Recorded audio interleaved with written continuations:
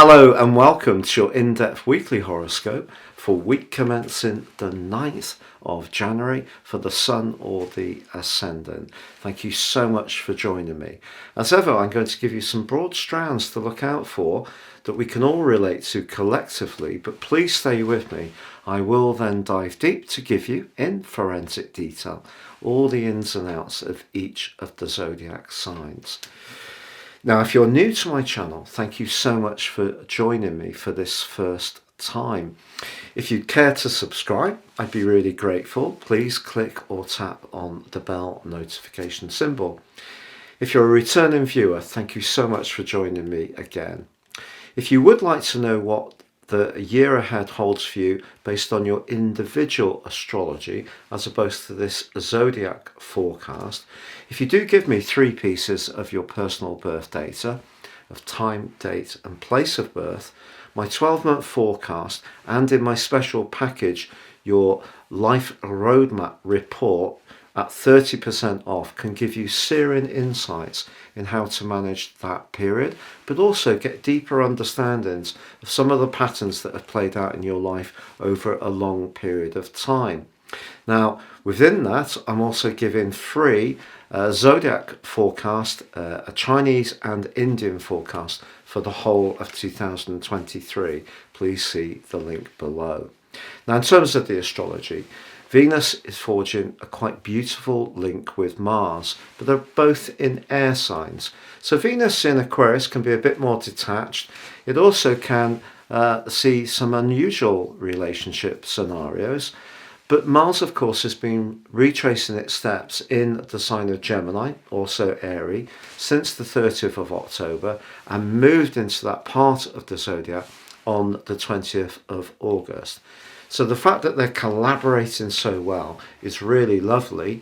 And obviously, air signs can be about messages and communication. Is there something that you want to say to someone? Because this would be a good time to do so, particularly when on Thursday, Mars goes direct. And I think that's something we're all going to really appreciate.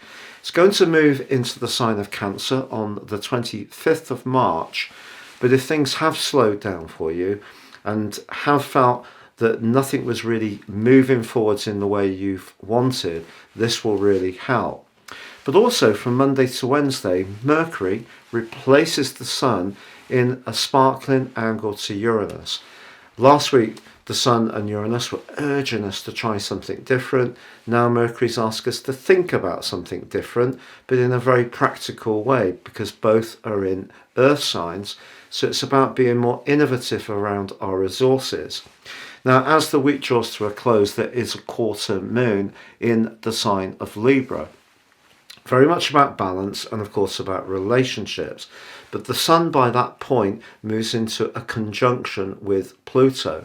This is mighty and gives an opportunity for transformation.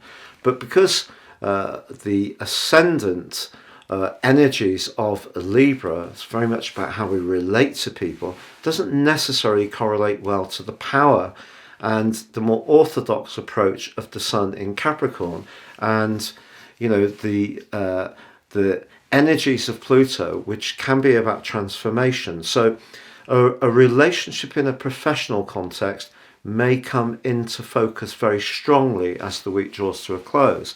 But then again, it could be who holds the power in a personal relationship. There could be a little bit of a tussle, and maybe something needs to be talked through or something needs to evolve. With Pluto, if we use power wisely, it can be for the greater good. It's fine. If we're using it for more nefarious reasons to try and maintain our dominance over a situation, such as a relationship, then that could cause some issues as this week draws to a close. So Pisces, your week commencing the 9th of January forecast sees a really important ongoing alliance between Neptune, your ruler, and Saturn. Saturn has been causing you some potential issues over the last couple of years because it's been in a very tender area, and Saturn's a cold, limiting, sometimes really quite dark and bleak energy, oppressing the part of your situation that's to do with our greatest vulnerabilities. But in that location this week, we have Venus bringing a sparkle, and perhaps also seeing you thinking very carefully about your romantic situation, perhaps even thinking back to your past.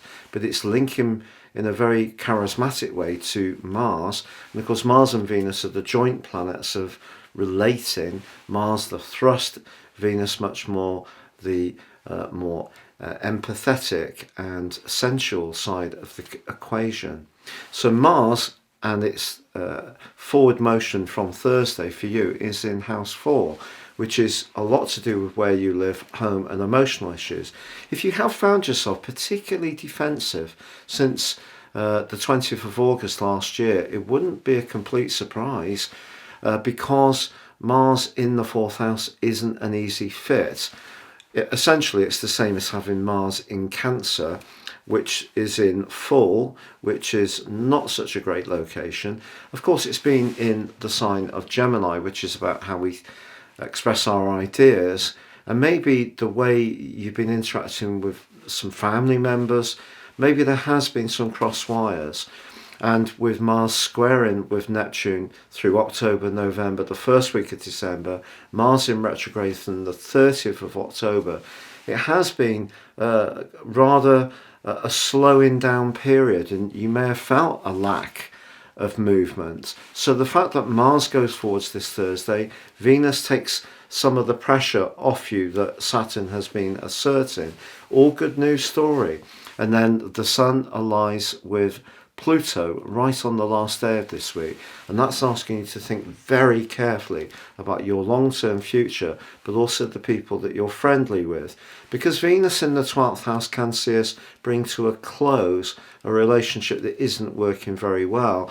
Perhaps the regenerative energies of Pluto is asking you to set again your long-term future sights, and that may mean a moving on in the equation.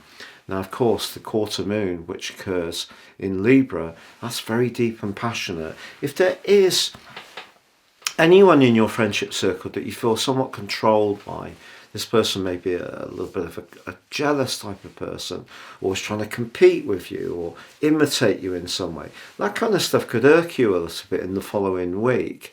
I feel the combination between the Sun and Pluto gives you a great platform to think longer term. The fact that Mercury in Capricorn is linking so well to Uranus could see you have an inspirational conversation.